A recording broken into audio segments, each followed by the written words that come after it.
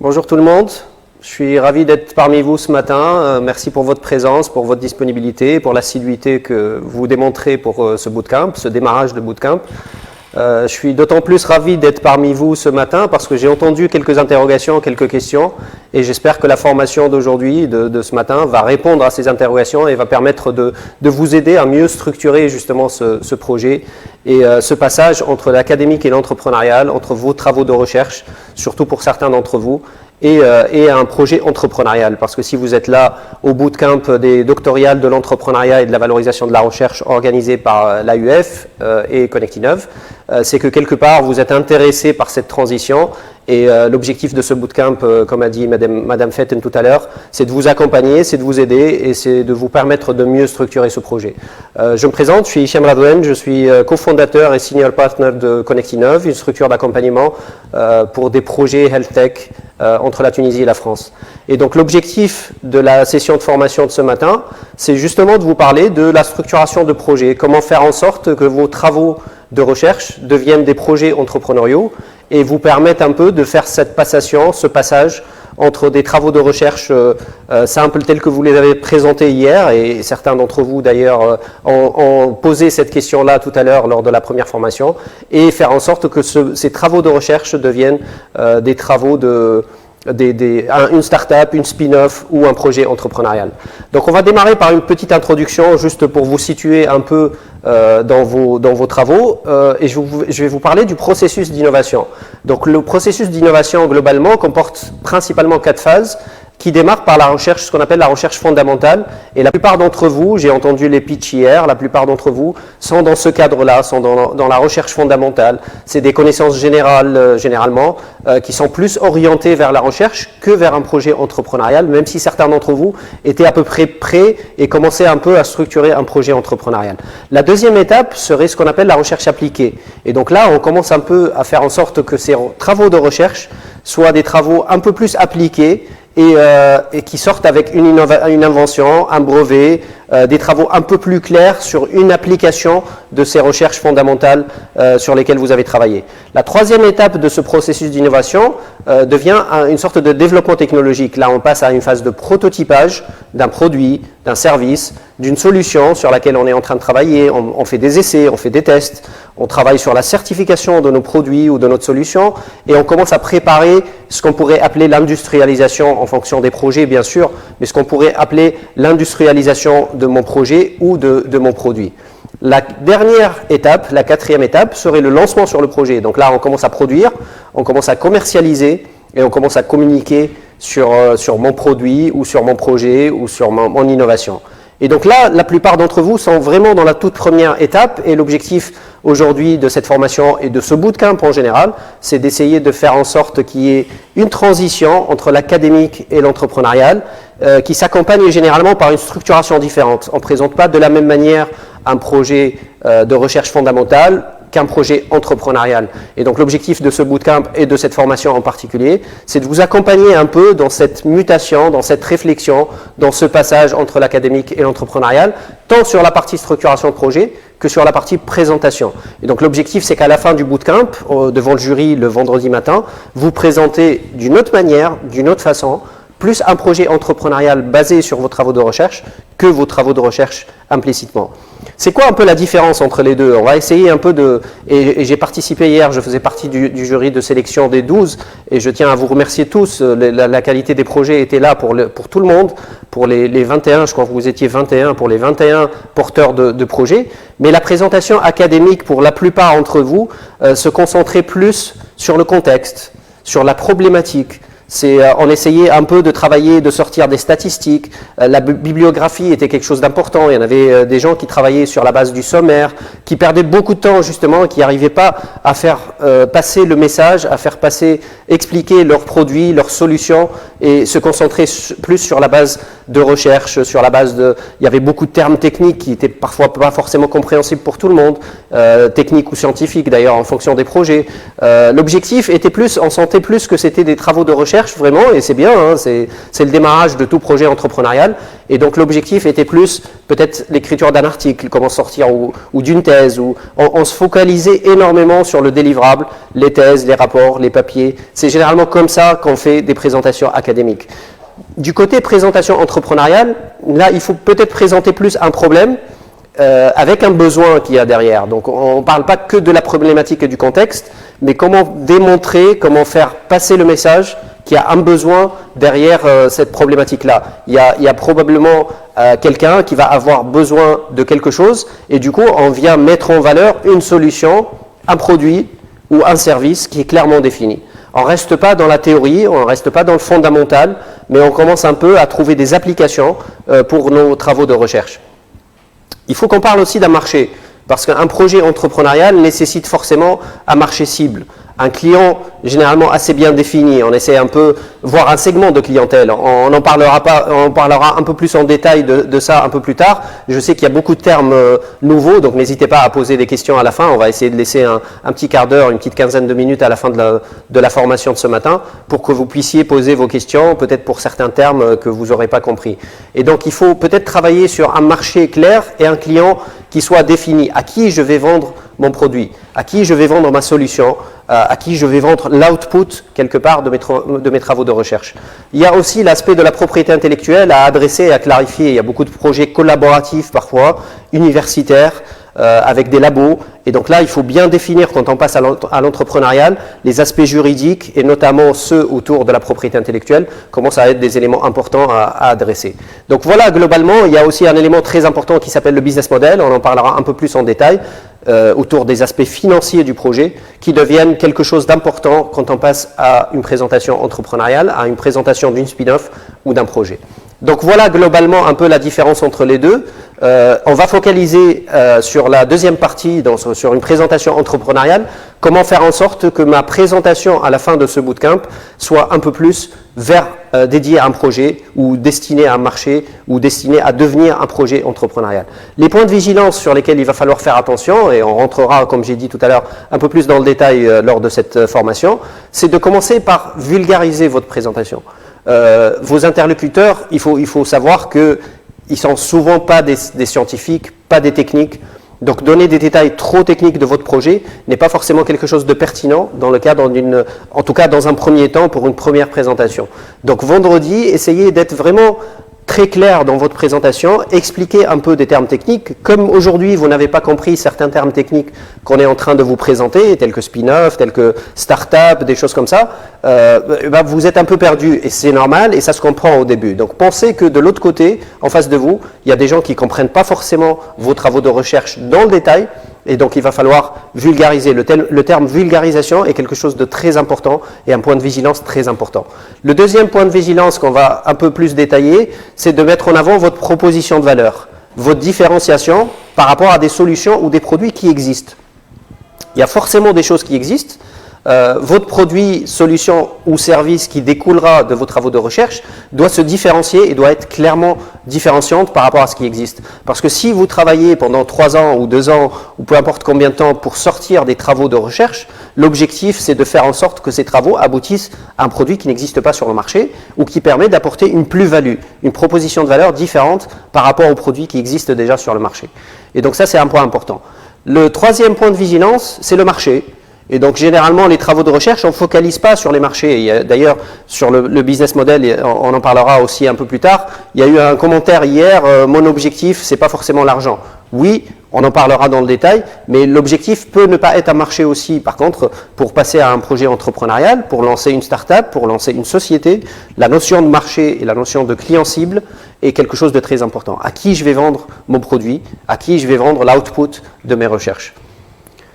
Après, c'est la viabilité économique. Donc, pour revenir sur le modèle économique, l'important, ce n'est pas l'argent, même si ça reste un élément important de tout projet entrepreneurial, mais il devient important pour assurer la viabilité économique de votre projet. C'est-à-dire, s'il n'y a pas de revenus récurrents, s'il n'y a pas de revenus qui permettent un peu de payer toutes les parties prenantes de votre projet, eh bien, la viabilité économique de votre projet peut être remise en cause et votre projet ne peut pas survivre.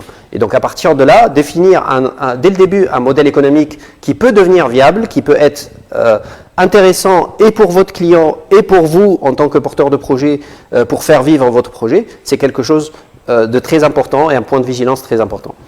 Le dernier point de vigilance que je vais évoquer, c'est pourquoi vous. C'est mettre en avant une équipe, mettre en avant une expertise, mettre en avant le background de l'équipe ou du porteur de projet. Pourquoi vous vous êtes lancé dans ce projet-là? Pourquoi vous voulez faire la transition vers l'entrepreneurial? Qu'est-ce que ça peut apporter? Là, on peut parler d'impact, on peut parler d'expérience, on peut parler de choses qui peuvent rajouter quelque chose à vos clients potentiels ou à vos utilisateurs potentiels de vos projets. Donc on va tourner autour de ces points de vigilance et je vais rentrer un peu plus dans les détails avec certains messages clés que vous devez faire passer à votre audience. Quand vous êtes devant le jury vendredi ou que vous êtes en train de présenter plus tard votre projet entrepreneurial, il y a quelques messages, ils sont en nombre de 4 que je vais évoquer tout de suite, il y a quelques messages clés qui sont importants. Et donc vous devez mettre en avant ces messages-là de manière à pouvoir convaincre votre interlocuteur de la pertinence de votre projet. Le premier point clé à mettre en avant, c'est qu'il faut montrer qu'il y a un problème. C'est-à-dire que vous êtes en train de présenter un projet, vous êtes en train de présenter une solution à un interlocuteur, peu importe cet interlocuteur-là, l'objectif c'est d'identifier un problème. Qu'est-ce que vous voulez répondre, qu'est-ce que vous voulez présenter comme solution qui va répondre à un problème?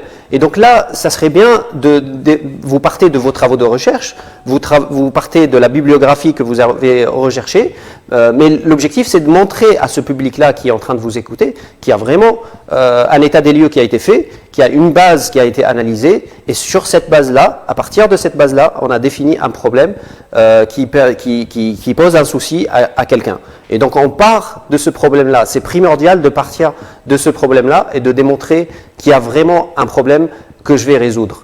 Maintenant, avec ce problème-là, le problème n'est pas suffisant parce qu'un problème, il faut qu'il y ait une opportunité et un besoin. On peut avoir un problème, mais qui ne suscite pas de besoin auprès de clients potentiels ou auprès d'un nombre de clients potentiels qui est suffisant pour pouvoir assurer la viabilité économique du projet derrière, tel qu'on va l'évoquer dans le cadre du modèle économique. Et donc, il faut exposer une vision qui soit détaillée, qui soit claire de l'opportunité qui découle de ce problème-là que vous avez décrit.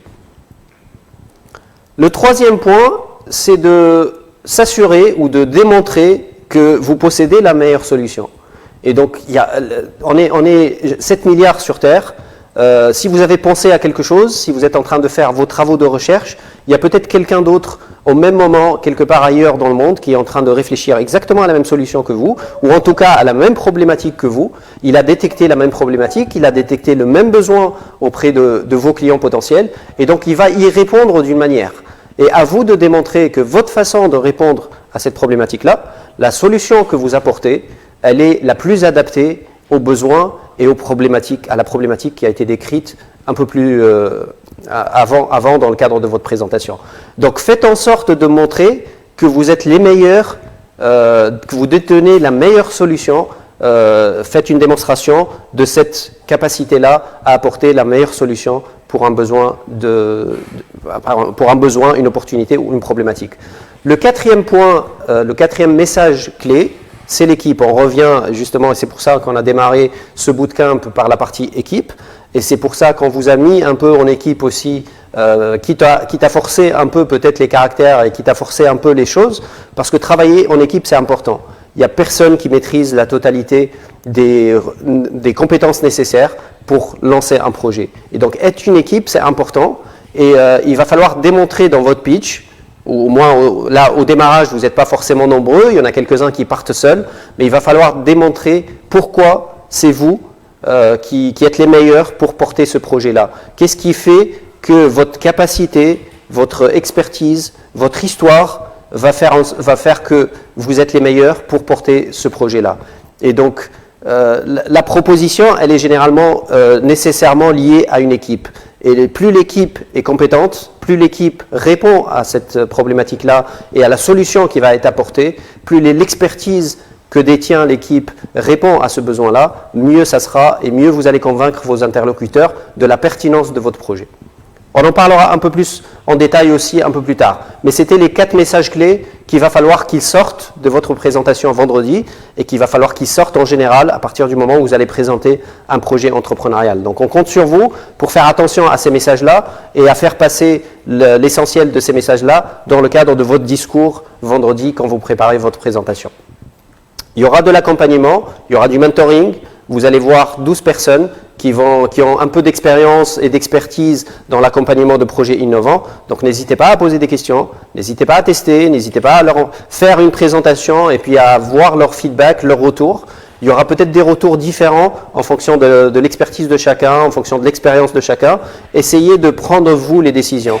La force d'une équipe, la force d'un porteur de projet, c'est aussi de prendre des décisions. Et plus vous allez prendre les bonnes décisions, mieux ça sera. Et par contre, prendre des décisions nécessite forcément d'avoir plusieurs avis, nécessite d'analyser la situation sur la base de plusieurs avis que vous allez avoir. Donc voilà les 4 messages clés. Là, je vais passer un peu aux éléments importants sur lesquels il va falloir détailler un peu votre projet et sur lesquels il va falloir travailler. Comment structurer son projet en partant de travaux de recherche pour passer à un projet entrepreneurial. Donc le premier, comme on a évoqué, c'est travailler autour de la problématique et de l'opportunité. C'est le véritable point de départ de votre projet. Il faut démontrer avec clarté que vous avez mis le doigt sur un vrai problème. Il faut qu'il y ait une vraie problématique à laquelle vous allez chercher une solution et vous allez présenter une solution. Généralement, on dit s'il n'y a pas de problème, votre projet n'a pas de raison d'être. Et c'est vrai. Il y a beaucoup de travaux de recherche je ne vais pas dire qu'ils ne servent pas à grand-chose, mais qui n'ont pas forcément une problématique partagée par plusieurs personnes. Et du coup, si on essaie de dérouler un projet entrepreneurial à partir de ces travaux de recherche, on va galérer pour dire les choses clairement. Et donc, il faut dès le début analyser la problématique et faire en sorte qu'il y a vraiment un vrai problème qui soit partagé par plusieurs personnes. Et donc, cette analyse-là est nécessaire. C'est quoi le problème en question? Il faut vraiment savoir le présenter et d'une manière très claire pour que les personnes qui sont en face comprennent qu'il y a vraiment une problématique, effectivement, et qu'il va falloir la résoudre d'une manière ou d'une autre. Après, on parlera de la solution, mais il va falloir démarrer vraiment de ce problème, de cette opportunité. Il va falloir expliciter un peu qui rencontre ce problème-là. C'est important, c'est ce qu'on appelle le client potentiel, justement. Et donc, décrire une problématique sans pour autant qu'il y ait une opportunité, un besoin de quelqu'un pour une solution qu'on doit apporter à cette problématique-là, ça peut créer un problème. Et donc, il faut partir de la problématique et partir de la personne qui va rencontrer cette problématique-là et qui a du coup un besoin à résoudre, un besoin à satisfaire à partir de cette problématique-là. Essayons d'analyser après pourquoi ce problème existe. Quels sont les éléments qui ont engendré sa présence. Pour pouvoir mieux répondre à cette problématique-là, il faut comprendre, il y a la règle des 5 why, essayez de regarder sur Internet, je vais vous donner quelques notions, il est forcément pas possible en 45 minutes d'évoquer toutes les notions et d'expliquer toutes les notions, mais essayez de regarder les 5 whys. C'est une manière avec laquelle on peut analyser le problème pour aller chercher vraiment la cause principale de ce problème. C'est de se poser 5 fois la question « pourquoi ?» Commencer par un problème et se dire « pourquoi ce problème existe ?» Répondre à cette question-là et puis la reposer à la réponse qu'on va avoir de ce pourquoi-là, de cette première question, et reposer 5 fois la question « pourquoi ?» de manière à aller vraiment au fond. C'est un peu comme le diagnostic médical. Si on pose une première question et le patient nous dit « j'ai de la fièvre », et ben prendre une décision sur le traitement à lui donner uniquement sur cette base-là n'est pas forcément une bonne idée, n'est pas forcément suffisant. Donc il va falloir peut-être faire des analyses complémentaires, comprendre pourquoi il a de la fièvre, c'est quoi l'origine, etc. Et donc à partir de là, plus on creuse cette problématique-là, mieux la solution qu'on va apporter va être adaptée à ce problème-là. Quelles sont les conséquences de ce problème-là? À quel point ce problème est-il douloureux?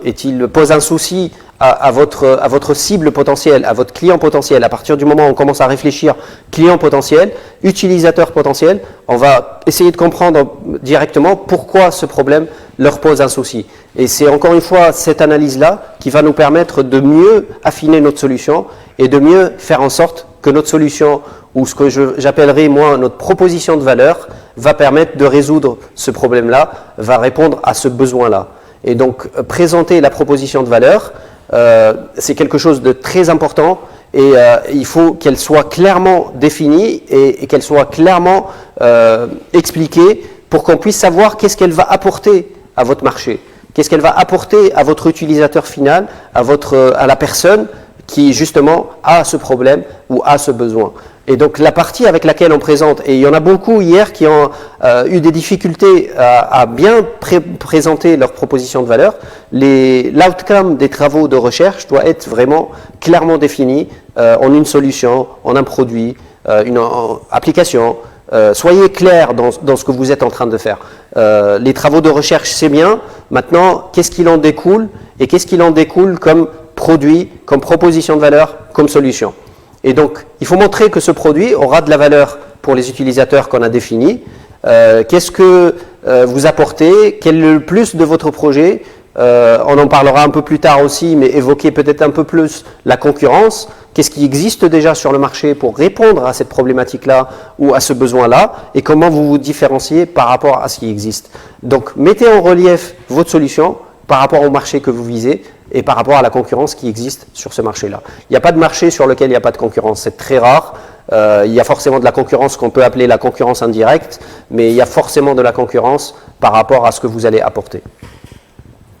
Le troisième point, c'est faire en sorte que votre produit et la technologie qui va avec soient bien expliqués aussi. Votre produit renferme généralement des fonctionnalités importantes. Le client va être content, mais pas besoin de noyer votre interlocuteur dans beaucoup d'informations, parce que trop d'informations peut tuer l'information. Quels sont les éléments clés? Ne rentrez pas dans les détails techniques vraiment de votre projet ou scientifiques avec des appellations pas forcément simples à comprendre. Je reviens au terme vulgariser. Essayez de vulgariser vraiment, expliquer comme un enfant de 5 ans la solution que vous allez apporter à votre client potentiel d'une manière la plus simple possible, mais tout en la mettant en valeur. Donc, comment mettre en valeur les meilleures fonctionnalités de votre solution ou de votre produit sans pour autant noyer l'interlocuteur qui est en face de vous par trop d'informations. Et donc ça, c'est quelque chose d'important, de savoir trouver le juste équilibre entre bien présenter sa solution sans pour autant être trop technique et trop scientifique pour noyer l'interlocuteur qui est en face de vous. Ça ne doit pas être une sorte de notice. L'idée, ce n'est pas d'expliquer comment fonctionne votre produit, mais il faut trouver les bonnes briques à expliquer, les bonnes fonctionnalités à expliquer, de manière à ce que la personne en face comprenne le couple problématique-solution. Et il faut que l'idéal dans une présentation, c'est que quand vous commencez à présenter votre problème, quand vous commencez à dire il y a ça comme problème dans le monde, dans cette région du monde ou dans cette utilisation de quelque chose, et bien que l'interlocuteur en face de vous se dit ça serait génial s'il y a telle solution pour répondre à cette problématique. Et là, si vous arrivez derrière avec la solution en disant moi je vais faire ça, ça et ça, et l'interlocuteur en face a anticipé un peu cette solution que vous êtes en train de présenter, et bien là, vous avez gagné. Parce qu'il va se dire, c'est génial la solution que vous êtes en train de présenter, ça correspond exactement à un besoin que j'ai effectivement compris à partir de la slide initiale ou à partir de votre présentation ou votre démarrage de présentation. Donc faites attention aussi au couple problématique-solution. Il faut qu'il y ait une certaine fluidité, une certaine cohérence entre le début de votre présentation sur la problématique, le besoin, et puis la solution que vous apportez, qui doit être une solution évidente à cette problématique-là, une solution évidente à ce besoin-là. Et donc démontrer pourquoi votre produit et solution sont les meilleurs, comme on a dit tout à l'heure, pour répondre aux problèmes que vous avez décrits au démarrage. Après, il y a le cas des brevets. J'ai évoqué, c'est quelque chose d'important, parce que si on a la possibilité, si on a un brevet, c'est encore mieux. Si on a déjà déposé un brevet, ben c'est top. Si on n'a pas le brevet, essayez d'expliquer que la technologie qu'on est en train de mettre en place est brevetable. C'est quelque chose de très important parce que ça rassure la personne qui est en face. Il va se dire, c'est innovant, c'est des choses qui n'existent pas et qui est protégeable. Et donc, vous mettez en lumière une sorte de barrière à l'entrée, ce qu'on appelle une barrière à l'entrée. Ça veut dire quoi, une barrière à l'entrée? Ça veut dire que si je lance, moi, mon projet demain, ben, il y a moins de chances que quelqu'un d'autre vienne lancer exactement le même projet derrière, parce que mon projet a mis des barrières à l'entrée du marché que je vais adresser. Si j'ai un brevet, ben, la personne ne peut pas utiliser la même technologie ou la même solution que j'ai apportée, parce que je suis protégé par un brevet. Et donc, c'est un produit unique quelque part, parce qu'il est protégé. Et plus vous avez des barrières à l'entrée sur votre projet, mieux c'est. Et le brevet en fait partie. Donc avoir un brevet, il faut le mettre en avant, ou avoir un produit brevetable, il faut le mettre en avant. C'est un véritable avantage compétitif pour votre projet, pour votre start-up ou pour votre spin-off en fonction de la situation de votre projet ou de vos travaux. Pour ceux qui n'ont pas de brevet, c'est pas grave non plus. Bon, il vaut mieux avoir un brevet, mais si vous n'avez pas un brevet, ça ne veut pas dire que vous n'avez pas la capacité de lancer un projet entrepreneurial. Il y a plein d'autres solutions ou d'autres éléments pour faire en sorte de mettre quelques barrières à l'entrée et de rassurer la personne qui est en face de vous sur votre capacité à porter ce projet-là et à le mener à bien une fois qu'il est lancé et à le protéger une fois qu'il est lancé. Il faut l'expliquer aussi. Si vous n'avez pas de brevet, mais vous avez par exemple des normes que vous respectez, vous avez des labels, vous avez des certifications sur lesquelles vous êtes en train de travailler, ça peut aussi être des manières avec lesquelles vous protégez votre projet. Et donc mettez-les en avant, essayez de faire en sorte de montrer à votre interlocuteur que votre projet sera unique. Et même si vous n'avez ni brevet ni certification, vous avez une sorte de joker, c'est votre savoir-faire. Vous êtes des chercheurs, vous êtes des doctorants, vous avez une compétence, une expertise, un savoir-faire que d'autres n'ont pas. Avoir la maîtrise des machines, des techniques ou une expertise spécifique représente toujours un atout important pour un porteur de projet. Et donc, essayez de mettre en avant un peu cette différence que vous pouvez avoir par rapport à d'autres pour lancer votre projet. Tout le monde ne peut pas utiliser d'une manière aussi efficace que vous ce que vous allez faire. Et donc, mettez-le en avant et rassurez votre interlocuteur sur ça aussi. La notion importante suivante qu'on a déjà évoquée, c'est le marché. Et donc là, faites attention à bien faire en sorte que votre produit, donc là on a démarré par une problématique, un besoin, on a répondu à cette problématique avec une solution, avec une proposition de valeur, maintenant il va falloir démontrer qu'il y a un marché pour ça. Et un marché, de préférence, il faut qu'il soit le plus important possible. Donc le besoin, ce n'est pas que moi qui ai le besoin, je ne fais pas des travaux pour répondre à ma problématique à moi ou à la problématique de quelques personnes uniquement, mais je réponds à la problématique et aux besoins de plusieurs milliers, voire millions de personnes en apportant ma solution sur le marché. Donc décrivez un peu ce marché-là, pour qui vous allez vendre votre produit. Et plus ce marché est important, plus ce marché comporte un nombre important de personnes, plus on va rassurer l'interlocuteur sur votre capacité à mener à bien votre projet et à le faire aboutir. Et donc on ne parle pas du tout de concurrence pour l'instant, hein. On est en train de parler de marché, de clients, de besoins de ce client-là et de l'importance de ce marché-là. Quelle est l'importance du marché? Combien de personnes ont ce besoin? Je donne un exemple, si je fais faire un médicament pour les diabétiques, eh ben, ça serait bien d'expliquer combien de personnes diabétiques dans le monde, dans la région que je vais adresser, dans mon pays, éventuellement si je commence par mon pays, donner plus d'importance à ce marché-là et des chiffres concrets sur ce marché-là pour rassurer encore une fois sur l'importance de ce marché-là. Combien il pèse? Comment il évolue? C'est important aussi. Est-ce qu'il est en croissance? Est-ce qu'il est en décroissance? Un marché en croissance intéresse toujours mieux qu'un marché en décroissance. Parce que le temps qu'on arrive, nous, sur le marché, si ça se trouve, il n'y a plus assez de clients pour acheter notre produit ou notre solution. Donc faites en sorte de bien décrire ce marché-là et de bien démontrer que ce marché-là est important. Après, il faut admettre que oui, vous avez des concurrents. J'en ai entendu quelques-uns d'entre vous et c'est assez récurrent et c'est assez fréquent.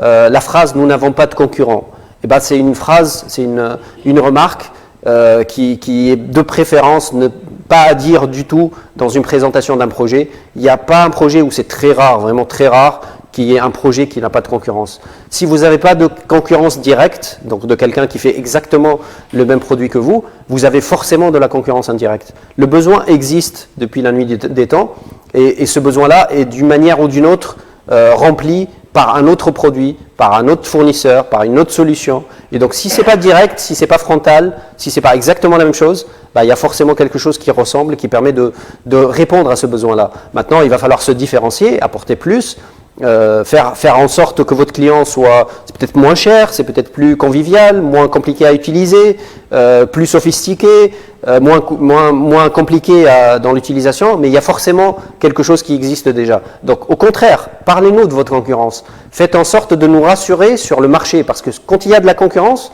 c'est qu'il y a un marché. Quand il y a un fournisseur qui essaie de vendre quelque chose de similaire à ce que vous proposez, c'est qu'il y a un client qui est capable d'acheter cette solution-là. Et donc, quand il n'y a pas de concurrence, au contraire, c'est inquiétant. On va se dire qu'il n'y a pas de clients. ou il y en a d'autres qui ont essayé. Vous ne pouvez pas être le premier à vous adresser à cette problématique-là ou à ce besoin-là. Et donc, s'il n'y a pas de concurrence, c'est peut-être inquiétant. Il faut analyser pourquoi il n'y a pas de concurrence. Donc, la concurrence a du bon. Ça démontre que le marché existe. Et donc, affirmer qu'il y a des concurrents, décrivez-les à la limite, ou donnez quelques exemples de vos concurrents, et on va voir après, c'est comment se différencier de cette concurrence-là, comment démontrer que votre produit est différent par rapport à ce qui existe et apporte plus. Donc, analysez vos concurrents. On apprend toujours de ce qui existe. Cette analyse va vous permettre, comme un coach sportif ou comme quelqu'un qui va jouer aux échecs, il va essayer d'analyser un peu son futur adversaire, comprendre comment il joue, comprendre comment il est en train de se positionner sur le terrain. Et notre réponse, ou la réponse qu'il va mettre en place, l'équipe qu'il va mettre en place, les compétences qu'il va mettre en place, vont essayer de répondre un peu à cette analyse qu'il va faire. Et donc la stratégie qu'il va mettre en place, et votre stratégie que vous allez mettre en place, doit prendre en compte ces concurrents-là, et doit analyser ces concurrents-là pour mieux se positionner. Donc il faut avoir le même raisonnement que le coach sportif. Quels sont mes adversaires? Quels sont mes concurrents? Comment je vais me positionner vis-à-vis d'eux? Qu'est-ce que je vais apporter? Est-ce que je fais une différenciation par le prix? Est-ce que je fais une différenciation par la qualité de mon produit? Par l'utilisation de mon produit? Il y a beaucoup d'axes sur lesquels on va pouvoir travailler de manière à venir concurrencer ce qui existe déjà sur le marché et apporter un plus pour faire en sorte que le client potentiel qui aujourd'hui achète une solution ou ne l'achète pas parce qu'elle ne l'intéresse pas, eh bien, viendra acheter ma solution ou mon produit à moi. Une autre compétence, une autre force à mettre en avant, c'est pas l'idée, c'est l'équipe. On dit généralement qu'une équipe solide avec une idée moyenne a plus de chances de réussir qu'une équipe moyenne avec une bonne idée. Et donc la base du projet, c'est certes l'idée, c'est certes les travaux de recherche que vous avez faits, c'est certes la proposition de valeur que vous allez proposer pour répondre à la problématique que vous allez détecter, mais même avec une idée moyenne, on peut pivoter, on peut s'améliorer, on peut adapter la solution qu'on va apporter si on a une bonne équipe autour. Par contre, si l'équipe est moyenne, et même avec une idée pas forcément pertinente, ils peuvent ne pas réussir leur projet. Et donc, faites attention à votre équipe, entourez-vous. Même pour ceux qui travaillent seuls aujourd'hui, essayez de commencer à vous projeter. De quoi j'ai besoin? Quels sont mes points de force? On les a analysés tout à l'heure avec la formation qui a précédé. C'est quoi mes points de force? C'est quoi mes points de faiblesse? Et comment m'entourer de personnes qui sont compatibles avec la manière avec laquelle je travaille et qui peuvent apporter le plus pour faire en sorte que mon projet réussisse. Donc, c'est des éléments très importants. L'équipe, c'est quelque chose de très important à mettre en place et à laquelle il va falloir faire attention. Donc, vous avez démarré aujourd'hui dans le cadre de ce bootcamp à constituer une équipe peut-être. Maintenant, est-ce que c'est l'équipe définitive qui va travailler sur le projet? Est-ce que ce n'est pas le cas? Mais c'est une première façon de commencer à apprendre à travailler en équipe. Et puis, il va falloir à un moment ou à un autre commencer à étoffer votre équipe si vous voulez faire passer vos travaux de recherche à un projet entrepreneurial, de manière à avoir une équipe solide autour. Personne d'entre nous, mais alors là, personne dans le monde n'est bon partout. On a toujours nos faiblesses, par contre on a toujours nos forces. On a forcément chacun de nous une force et il va falloir capitaliser sur cette force-là et s'entourer de personnes qui viendront compléter nos faiblesses, faire en sorte que notre équipe à la fin, notre projet à la fin, soit le plus pertinent possible et soit le plus performant possible pour aller le plus loin possible. Et donc essayez de faire en sorte que votre équipe soit solide, complémentaire.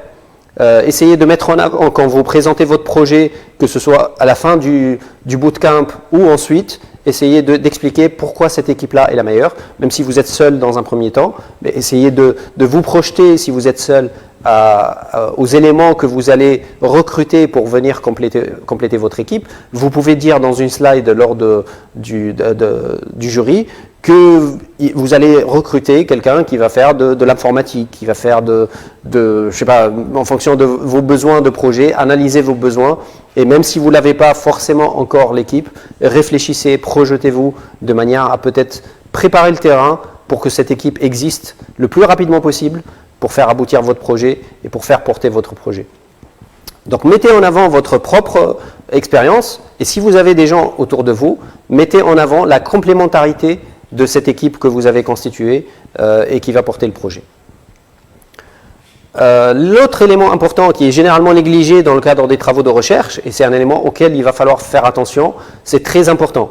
C'est pas l'argent en tant que tel, encore une fois. Le projet viable est un projet qui génère de l'argent suffisamment pour rémunérer toutes les parties prenantes impliquées dans le projet. On ne cherche pas forcément à générer de l'argent pour générer de l'argent. L'impact est important, certes, et il faut travailler sur cet impact-là. Mais si au bout de 6 mois, de 1 an, on n'a pas assez de ressources pour payer notre équipe, pour payer nos fournisseurs, pour pouvoir faire nos produits et les emmener vers nos clients, eh bien, notre projet va finir par mourir. Et donc le business model, c'est quelque chose de très important à intégrer dans la réflexion initiale de vos travaux pour voir comment faire en sorte que mon projet génère assez de cash, assez de revenus, assez de chiffre d'affaires pour pouvoir survivre. C'est important. C'est pas que l'aspect financier, encore une fois, j'insiste là-dessus. Je fais suite à une remarque qu'on a entendue justement hier, je ne sais plus quel projet ou quelle porteuse de projet avait parlé de ça, mais l'objet du projet, oui, forcément c'est l'impact, c'est d'apporter quelque chose à la société, mais pour pouvoir apporter ce quelque chose, il va falloir voir comment mon projet va apporter du cash pour pouvoir maintenir un peu cette activité-là. Donc, le business model, c'est essayer d'écrire un peu combien et comment votre client va acheter votre solution ou votre produit. Est-ce que c'est un paiement one shot? Il va acheter votre produit, il va vous payer et puis c'est bon, c'est fini. Est-ce qu'il y a de la maintenance derrière qui va vous générer des revenus complémentaires au fur et à mesure du temps de manière à pouvoir avoir du chiffre d'affaires récurrent? Est-ce que c'est un abonnement? Votre solution ou votre application nécessite le paiement d'un abonnement tous les ans ou tous les mois ou tous les 6 mois. Est-ce que c'est une sorte de location? Vous allez mettre à disposition une machine, un outil qui va permettre d'apporter la valeur ajoutée à votre client et votre client va payer tous les mois un abonnement récurrent parce qu'il loue une sorte de loyer. Et donc voilà, commencez à réfléchir, même si à ce stade d'avancement de vos projets, ce n'est pas forcément un élément super important. On répondra aux questions, je vois qu'il y a peut-être quelques questions dans le chat. On essaiera de se prendre une petite quinzaine de minutes à la fin pour répondre à vos questions. Mais essayez de faire en sorte que votre business model soit défini, au moins soit réfléchi, et vous avez un bribe, un démarrage de réflexion autour de ce business model sur comment générer du cash pour votre projet. Donc pour résumer, et je vais finir un peu sur ça lors des 3 dernières minutes de cette présentation et ouvrir un peu derrière les questions pour répondre à vos questions. Pour résumer un peu, on va devoir partir d'un couple quelque part, problème, besoin d'un côté et solution de l'autre. Donc quelle est la problématique et le besoin auquel je vais répondre? Quelle est la solution que je vais apporter? Et vraiment, c'est super important de faire le lien entre les deux. C'est un couple, il faut que ça marche ensemble, il faut que ça fonctionne ensemble, il faut que la problématique et la solution que vous apportez soient d'une fluidité évidente à vos interlocuteurs. Essayez de faire du storytelling, essayez de commencer, comme j'ai dit tout à l'heure, si vous arrivez à ce que votre interlocuteur anticipe la solution avant même que vous la présentiez, c'est-à-dire qu'en décrivant le problème, le besoin, vous le présentez d'une manière à ce qu'ils se disent « Ah, ça serait cool s'il y a ça pour répondre à ça », et bien vous avez gagné. Ça, c'est la première étape super importante, le lien entre ce couple, problème-besoin d'un côté et solution de l'autre. Maintenant, un élément important à ce couple-là, c'est le marché. Donc, il faut que votre solution ait derrière un marché, parce que présenter une solution, faire quelque chose qui répond à une problématique, à un besoin, mais où derrière le marché est trop petit, trop parcellaire, pas forcément simple à adresser, ou alors le coût que votre solution va avoir ne peut pas répondre aux besoins du marché de l'autre côté ou aux capacités du marché de l'autre côté, ben ça va forcément créer des problèmes parce que vous n'allez pas être capable de vendre cette solution-là ou ce produit-là et du coup, la viabilité de votre société risque d'être un peu mise à mal. Et donc le marché, quand on parle du marché généralement, on associe le couple client et concurrence. Donc qu'est-ce qui existe sur le marché que je vais adresser? Quelle est l'offre qui existe déjà sur le marché? Et comment je vais me différencier de cette offre-là? Et quel est le besoin de mon client? Comment m'adresser à ce client-là? Comment faire en sorte que ma solution atteigne ce client-là et qu'il soit prêt à payer pour acquérir le produit ou la solution que je suis en train de mettre en place? Pour faire tout ça, il va falloir réfléchir à des ressources de l'autre côté. Et donc ces ressources peuvent être de 3 types principalement. Il y a les ressources humaines, et là on revient à l'équipe. Qu'est-ce que vous avez comme ressources, comme compétences humaines pour pouvoir faire en sorte que votre produit soit unique, que votre projet soit unique? Quelles sont les ressources matérielles à mettre en place pour pouvoir faire le nécessaire pour produire votre solution, votre produit, ou faire votre service. Et puis, quelles sont les ressources financières aussi nécessaires. Et là, les ressources financières peuvent être des ressources internes ou des levées de fonds. On peut aller chercher des fonds, on peut aller chercher des subventions, des aides, ou alors trouver vraiment le bon investisseur pour pouvoir mettre de l'argent nécessaire pour démarrer votre projet et faire en sorte que les premiers mois, les premières années de votre projet soient financés pour pouvoir atteindre votre marché, atteindre votre solution.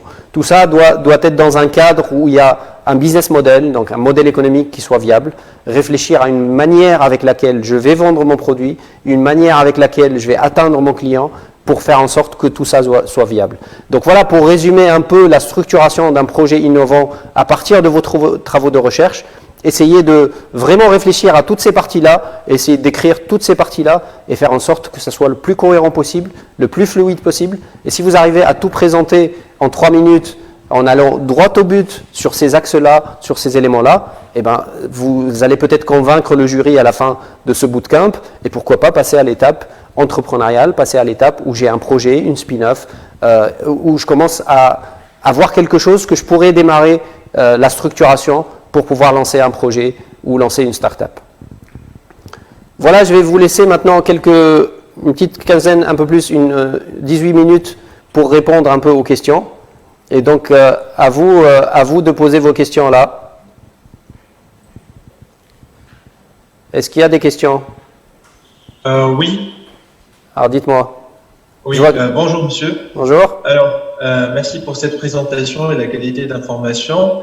En fait, je voudrais bien poser la question, est-ce qu'on va passer pratique comment écrire ou bien comment définir notre client cible et le business plan? Parce que en fait, généralement, si on a un problème et si on a des solutions, il faut vraiment entrer dans les détails de c'est qui vraiment le client cible, parce qu'il y a une diversification au niveau des clients cibles. Je prends par exemple ici, est-ce que dans mon projet, est-ce que seront bien les parents, est-ce que seront bien les enseignants, est-ce que ce sera bien les laboratoires de recherche? Donc, est-ce qu'il y a des outils pour tester avant de commencer? C'est la première question. 2, est-ce qu'on va prendre ensemble pendant ce bootcamp comment construire un business plan? Alors, je vais démarrer par répondre à la première question. Il n'y a pas mieux que vous pour définir votre client cible. Maintenant, il y aura effectivement des sessions de mentoring, et c'est ça l'objectif des sessions de mentoring, c'est de vous accompagner dans la réflexion. Il n'y a personne qui maîtrise votre projet mieux que vous. Il y a des experts qui vont raconter beaucoup de choses, écoutez, mais c'est à vous de décider. C'est à vous de mieux définir votre projet, de mieux définir votre client.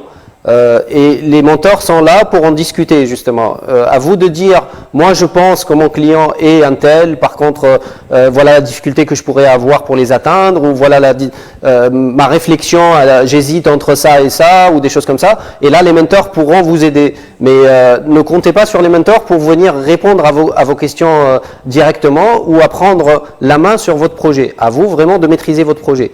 Donc ça, c'est la première question. La deuxième question, je pense que le business plan, c'est un peu prématuré aujourd'hui. Après, ça dépendra des projets. Mais pour la plupart des projets, c'est un peu prématuré de parler de business plan.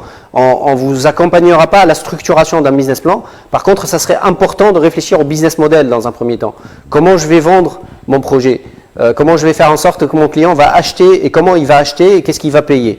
C'est les éléments sur lesquels il va falloir réfléchir sur cette semaine-là. Et n'hésitez pas à consulter les mentors qui seront là pour vous accompagner dans cette réflexion-là. Le BP viendra après, une fois qu'on a défini le couple problématique-solution, une fois qu'on a défini le marché et le client cible, une fois qu'on a défini les ressources nécessaires pour faire en sorte que tout ça fonctionne et le business model qui va fonctionner, là on commencera à découler petit à petit une sorte de business plan. Mais démarrez surtout par le business model cette semaine. D'autres questions rapidement? Oui, monsieur. Oui. Bonjour. Merci Bonjour. pour la présentation. Ma question, c'est est-ce qu'on doit avoir des résultats expérimentaux au niveau de notre projet de recherche pour pouvoir entamer le projet d'entrepreneuriat? D'accord. Alors, c'est important d'avoir des travaux de recherche aboutis. C'est mieux toujours d'avoir des travaux de recherche aboutis pour pouvoir présenter votre projet. Mais si vous n'êtes pas encore à un stade où vous avez les résultats, vous allez devoir anticiper un peu, poser des hypothèses et dire voilà ce que je vais avoir ou voilà ce que je devrais avoir et à partir de là, voilà ce que je vais découler comme projet, comme produit ou comme solution. C'est important d'avoir, généralement, on ne passe pas à l'étape entrepreneuriale si on n'a pas encore l'assurance que notre solution fonctionne ou que nos travaux ont abouti. Mais essayez de faire en sorte à ce niveau-là, et c'est un bon exercice à avoir cette semaine, essayez de vous projeter, si vous faites des travaux de recherche, c'est que quelque part vous anticipez des résultats à ces travaux-là.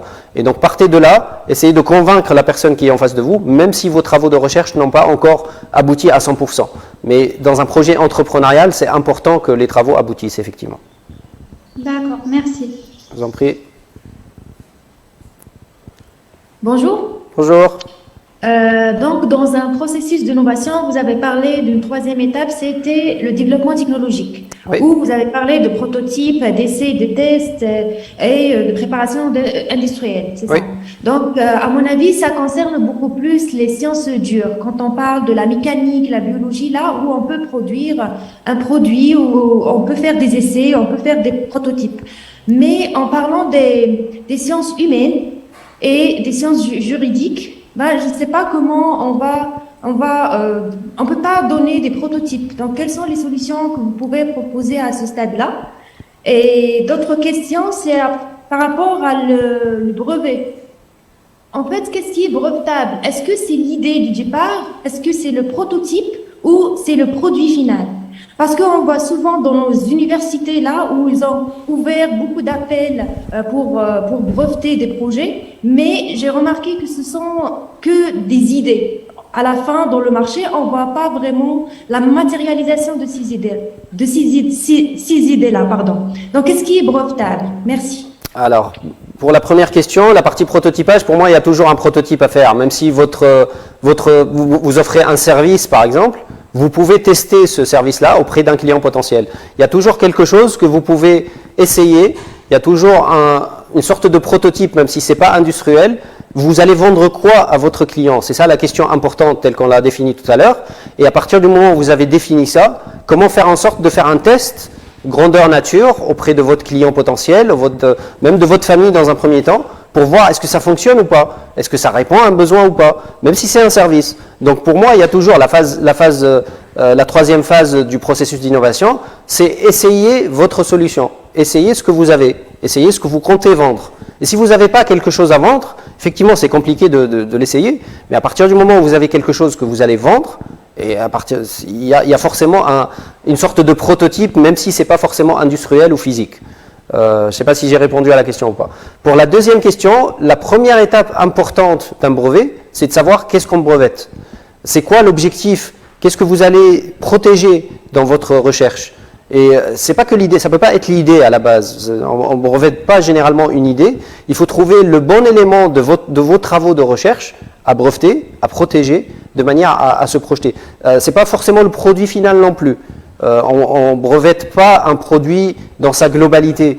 Généralement, on prend des petites choses, une recette, une formule, un filtre dans un grand ou des choses vraiment spécifiques qui sont compliquées à refaire.